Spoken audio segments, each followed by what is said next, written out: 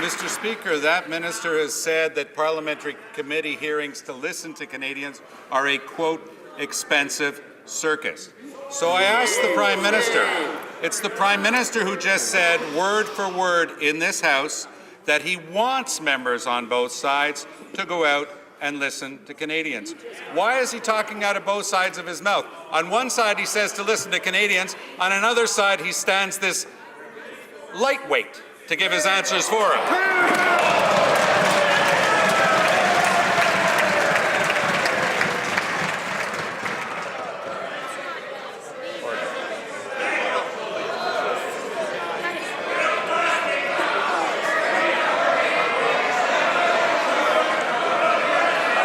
Order.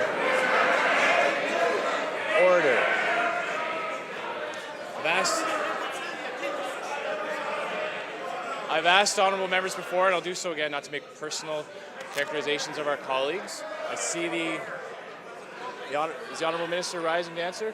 The Honourable Minister of State for Democratic Reform. Mr. Speaker, the member talks about parliamentary committees. I think all of us look forward to the day when he will finally arrive at a parliamentary committee to explain how he took that money from taxpayers that did not belong to him. And in the meantime, we will continue to stand up for a fair and reasonable Elections Act that requires people provide ID, that gives independent investigations, that requires mass calls to be registered, and that brings in new penalties against fraud in election time. Mr. Speaker, this is fair, this is reasonable, and we stand by it. The Honourable Leader of the Opposition. À l'instant, le Premier ministre vient tout juste de dire qu'on peut utiliser son certificat du statut d'Indien pour voter. Puisque c'est entièrement faux, est-ce qu'il peut nous dire qui lui a donné cette fausse information?